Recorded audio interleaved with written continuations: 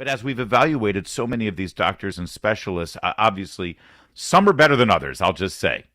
And one of those better ones, if not one of the best, joins us right now. She is an infectious disease specialist at the University of California, San Francisco. She is Dr. Monica Gandhi. I hope I didn't make you blush because it's absolutely true. Thank you for saying that. Well, I want to start here in our conversation today on a topic that hasn't been discussed much at all lately, and that is treatment for the coronavirus, treatment for this strain of COVID, because I understand Pfizer has announced some hope with regard to a potential treatment drug. What is that all about? Yeah, so, that was an announcement by Pfizer yesterday that looks like there's what's called a protease inhibitor. There's various enzymes in COVID-19 that work to make it replicate. And this, in preclinical studies, this particular drug blocks the virus from replicating, at least in preclinical studies. So the announcement is that now we need to do a phase 1 study to make sure it's safe in humans, and then we'll go on to look at it in terms of efficacy in a phase 3 trial. And it is great because it's oral. It's not intravenously administered. It's an antiviral, which really saved us in HIV.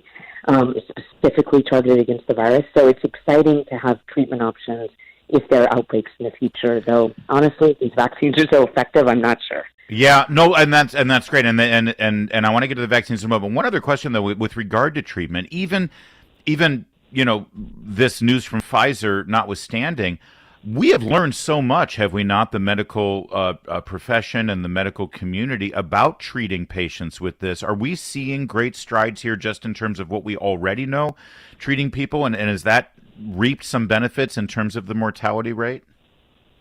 Yes. I mean, there's no doubt that we were in 2020 with this new pandemic as opposed to 1918. And so because of that, there is an antiviral that we use in the hospital called remdesivir. There is steroids, which we can use to reduce inflammation, and there's also monoclonal antibodies that can be used in the outpatient setting for treatment. So there's no doubt that mortality, in March 2020 with this virus, if you get hospitalized, is absolutely different than it is now if you get hospitalized. Also, a lot of younger people are getting hospitalized now who haven't had a chance to get vaccinated. So all of that is leading to much lower mortality rates from the infection.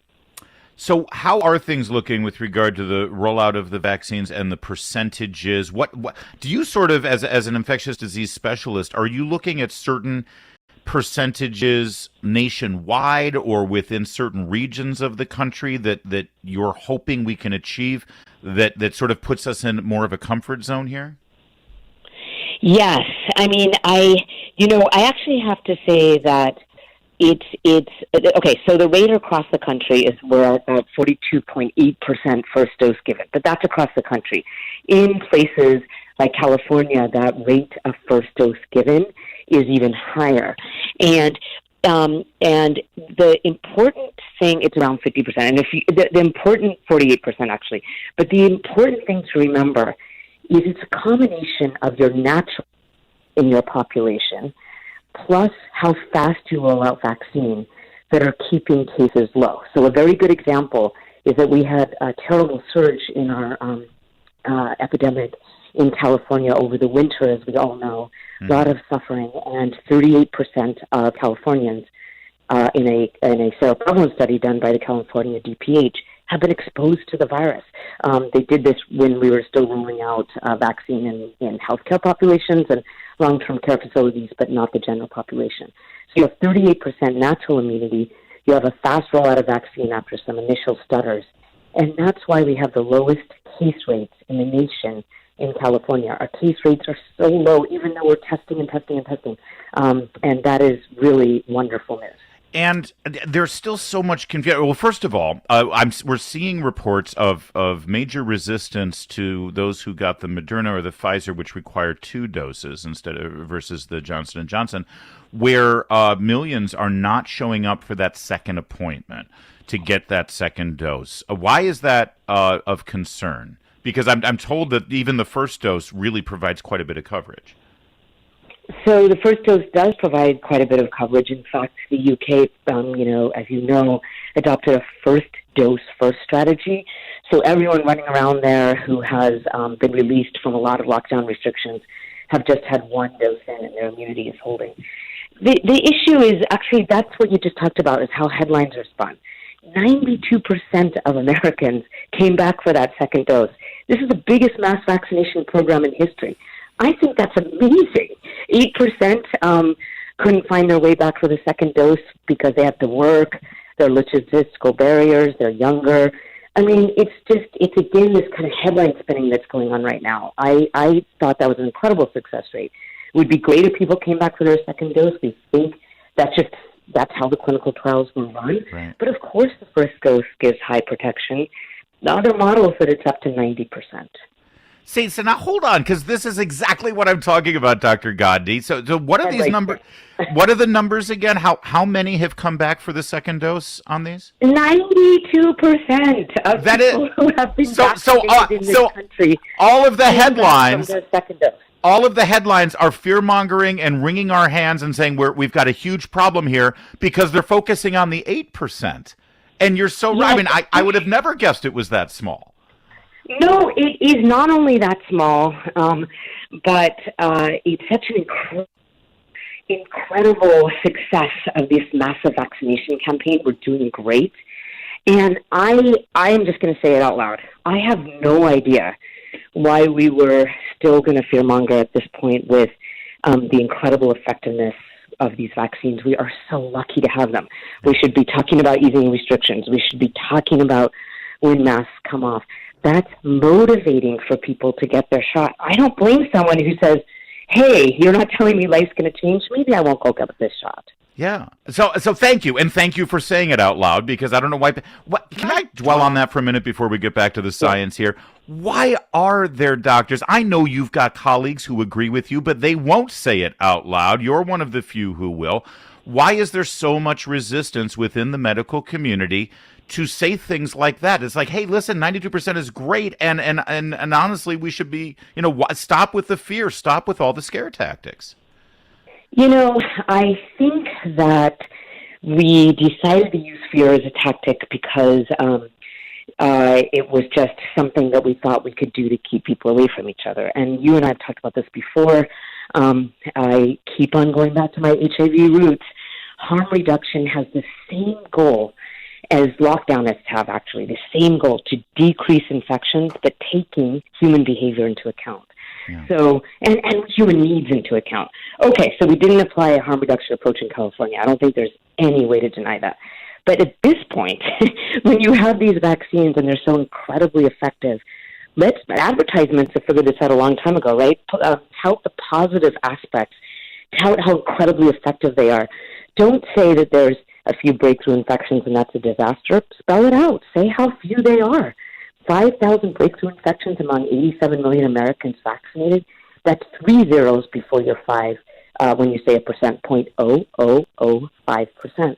5%. Yeah. 0.000. I want to put 3 zeros there. Yeah, there is math involved in your job, not mine. Thank you. Yes. So we're speaking with Dr. Monica Gandhi. She is an infectious disease specialist, University of California, San Francisco. They kind of know what they're doing up there. So maybe you can answer some. I've watched so many interviews of so many experts in DC and in New York, and I still haven't gotten a satisfactory answer to this. There is guidance still here on if you are vaccinated and you are surrounded by other people who have been vaccinated, that in some circumstances, if it's indoors, and even in some circumstances outdoors, you should still wear a mask. Why is that? Is there some indication that even if you're vaccinated, you could still pass the virus on to somebody else? Do we have any science to back that up? No, we don't have any science to back that up. So what happened was the clinical trials, which were performed quite a long time ago and released in December 2020, we all saw the press releases, didn't actually look at that question, whether vaccines block transmission or block asymptomatic infection. They were in a hurry. They were just looking at symptomatic infections to get the vaccines out. That's a December 2020 way of thinking. We now have paper after paper after paper, including 2 great papers from the CDC, including one on Friday, that show vaccines massively block your ability to transmit to other persons. This is, by the way, not mysterious. We knew that these vaccines induce what's called IgA, which is an antibody that goes in your nose. So they block your ability. As soon as it gets in your nose because you're exposed to it, you block it. You have a low viral load, and you're not able to pass it on to others. Study after study, we have 10 studies at this point, probably more. There was just one yesterday that shows vaccines massively reduce transmission by about 94% to 100%. So we're pretty much done with that. I hope we're done with that question. So we have journalists on network sponsored cable stations, MSNBC, who are bragging about the fact that they're out running by themselves wearing 2 masks. At this point, Dr. Gandhi, are those voices actually doing more harm than good? See, I think they are, and the reason is this. I always think about modeling data-driven behavior because I'm an HIV doctor again. So I think about compassionate messaging, harm reduction, but also modeling good data-driven behavior. So I am, outside without a mask. I could have done it before yesterday, but I waited till the CDC said it. And I call that modeling good data-driven behavior. I told the city of San Francisco, or whoever would listen, I'm going to go model that. I'm going to be outside without a mask. So a final question here with regard to indoor behavior, because I think that we've finally turned the corner on outdoor behavior, especially after this interview goes viral and everyone starts recognizing that. With indoor behavior, you look at these things in terms of percentages of people getting the vaccine, and that number literally is growing exponentially. I mean, it's not just, the same percentage. It's exploding right now, thank God, because it's open to everybody. Yeah. When you forecast this now, if you can, based on the current trends, where do you think, at what point do you think in the calendar year are we going to be at a place where we're much, much closer to normal in terms of indoor activities and in terms of large crowds? So I actually wrote a Washington Post article with Hashish Shah and another expert, Sarah Madad, that gave very clear metrics, because I think it's really important to give really clear metrics. The UK did that. They said by June 21st, they're done. Indoor behavior is the same as indoor behavior. Oh, that's great. Oh, I love how specific that is. You should look at what they call this a blueprint for reopening. So we haven't done that in the United States yet, but I've been really pushing and saying, hey, let's give clear metrics because that gives everyone excitement looking forward. So our metrics were, in a region, 5 hospitalizations over 100,000. We're actually at that in California right now. And then a 60% first dose vaccination rate. That's where all this opening was occurring in Israel and the UK. They're only at 50% in the UK, but they're still opening. And they're stressing the system. People are inside together and nothing is going up in terms of cases. So that's, I think, a good metric.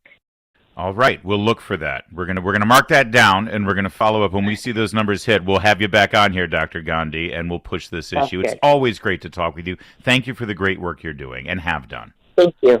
Thank you. It's the Larry O'Connor Show.